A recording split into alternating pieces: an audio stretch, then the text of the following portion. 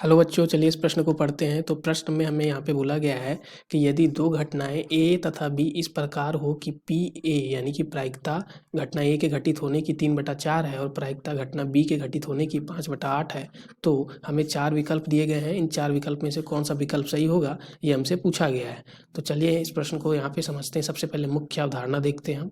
तो मुख्य अवधारणा, ठीक है। तो इस प्रश्न को हल करने के लिए हम यहाँ पे सूत्र का जो हम यूज करने वाले हैं वो कौन कौन सा सूत्र होगा।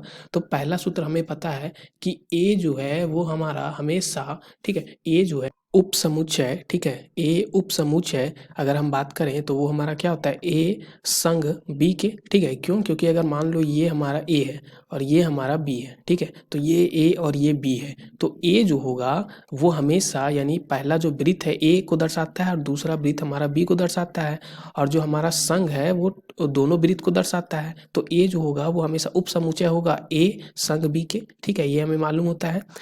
ये पहला हम यहाँ पे यूज करेंगे। दूसरा अगर हम देखें तो दूसरा हमें पता है कि यहाँ पे जो हमारा होता है कि पी ए संघ बी का फार्मूला हमारा क्या होता है, तो होता है P A plus P B minus P A सर्वनिष्ठ बी, ठीक है, ये हमारा होता है, ठीक है। तो ये भी हमें पता है।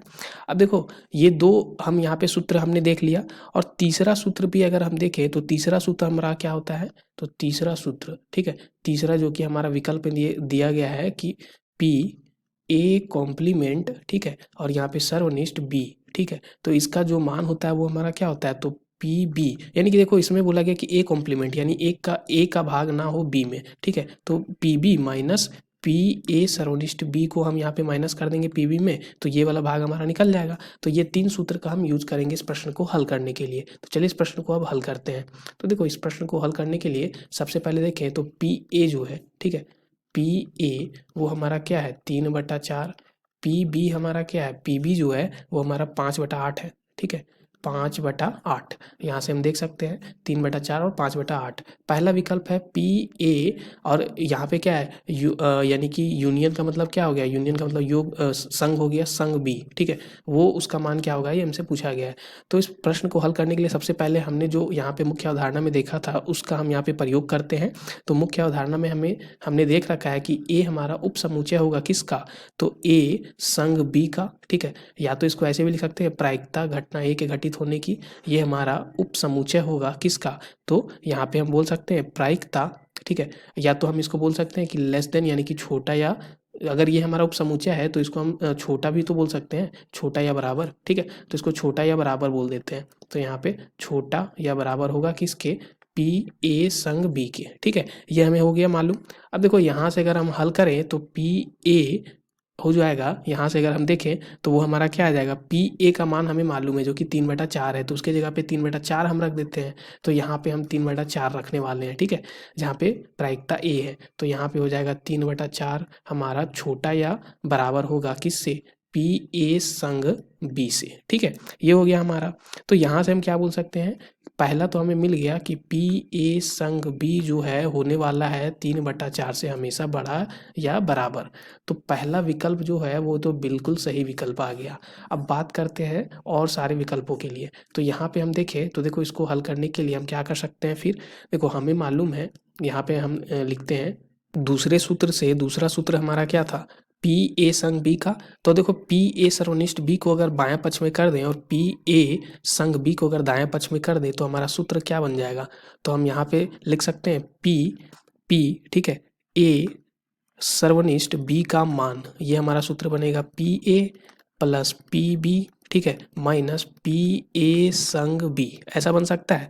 अब देखो यहाँ पे हम देखें तो ये बन जाएगा पी ए को हम पी ए लिखें और पी बी को पी बी लिखें, और अगर हमें पी ए सर्वनिष्ठ बी का अगर हमें सबसे छोटा मान चाहिए तो उसके लिए हमारा पी ए संग बी को 1 बनना पड़ेगा, क्योंकि इसको हमें क्या, जो हमारा अगर छोटा मान चाहिए तो जो माइनस वाला भाग में है इसको सबसे बड़ा बनाना पड़ेगा, और किसी भी घटना के घटित होने की जो हमारी प्रायिकता होती है महत्तम वो 1 होती है, इसलिए हमने 1 लिख दिया।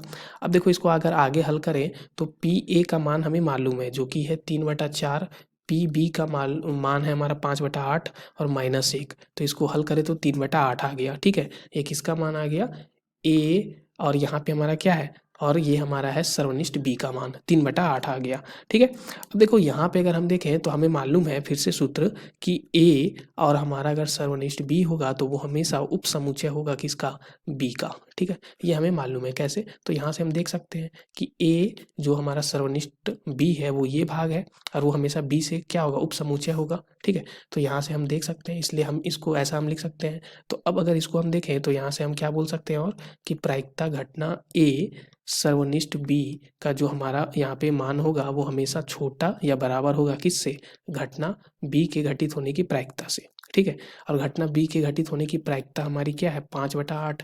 तो यहाँ से हम बोल सकते हैं घटना ए का सर्वनिष्ठ बी जो है वो हमेशा छोटा होगा किससे, 5/8 से। ठीक है, तो ये हमारा भाग जो होगा यानी कि प्रायिकता घटना ए सर्वनिष्ठ बी के घटित होने की 5/8 से हमेशा छोटी होगी।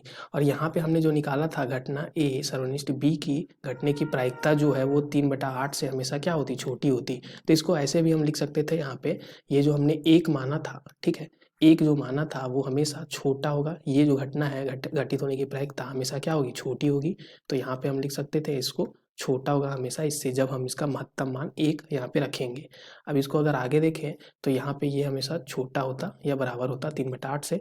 तो इस तरह से हम बोल सकते हैं कि घटना ए सर्वनिष्ठ बी का जो मान होगा वो हमेशा, ठीक है, हमेशा बड़ा या बराबर होगा 3/8 से। ठीक है, 3/8 से, लेकिन छोटा या बराबर होगा किससे, 5/8 से। ठीक है, ये हम बोल सकते हैं। अब देखो अगर आगे हम इसको देखें तो ये हमारा मान लो समीकरण 1 अभी। ठीक है, अब अगर और देखें हम यहाँ पे और, ठीक है, और हम बात करें तो यहाँ पे हम लिख सकते हैं कि P, ठीक है, पी ए कॉम्प्लीमेंट सर्वनिष्ठ बी का मान भी हम निकाल लेते हैं, जो कि हमने सूत्र में देख रखा था पहले ही मुख्य अवधारणा में। वो हमारा P B minus P A सर्वनिष्ठ बी होता है। ठीक है, ये हमें मालूम है। तो यहाँ से अगर हम देखें तो पी ए, ठीक है, पी ए कॉम्प्लीमेंट सर्वनिष्ठ बी का जो मान है वो हमारा क्या क्या हो सकता है। तो देखो वो जो है वो हमेशा बड़ा या बराबर और छोटा या बराबर किससे किससे हो सकता है। तो पीबी का मान, तो पीबी का जो मान है वो हमेशा हमारा क्या है, फिक्स है। ठीक है, और पीबी का मान हमारा क्या है, वो है हमारा 5/8। ठीक है, यहाँ से हम देख सकते हैं पीबी का मान हमारा 5/8 था। ठीक है, अब देखो यहाँ पे पी ए सर्वनिष्ठ बी का दो मान है, एक न्यूनतम मान और एक महत्तम मान। न्यूनतम मान 3/8, महत्तम मान 5/8 है, इसलिए ये हमारा दो मान के बीच यहाँ पे ये कर रहा हुआ। ठीक है, तो यहाँ पे देखिए तो 5/8 हमारा न्यूनतम मान को अगर रखें और 3/8 माफ़ कीजिएगा, यहाँ पे महत्तम मान के हमने रखा पी ए सर्वनिष्ठ बी को, और ये हमारा क्या हो जाएगा, तो 5/8 हमारा फिक्स है पहले से पी बी का मान, और इसके अगर हम यहाँ पे न्यूनतम मान जो कि 3/8 है उसको रखा तो ये तो हो गया 0, और ये हमारा क्या हो गया, तो ए कॉम्प्लीमेंट यहाँ पे सर्वनिष्ठ बी का मान, और ये हमारा क्या आ गया, तो 8, 5 में से 3 जाएगा तो यहाँ पे 2/8 यानी कि 1/4 बचा। ठीक है, तो ऐसा कुछ आ गया। तो अब अगर यहाँ पे विकल्प हम देखें तो विकल्प हमारा कौन कौन सा सही हो जाएगा। तो एक विकल्प तो हमारा हो गया यहाँ पे कि इसका मान हमेशा 1/4 से छोटा या बराबर होगा, ये भी विकल्प सही है। ठीक है, और तीसरा विकल्प देखें तो पी ए सर्वनिष्ठ का मान ए सर्वनिष्ठ बी का मान 3/8 से 5/8 होगा, ये भी सही है। तो 3 विकल्प सही हो गए। धन्यवाद बच्चों।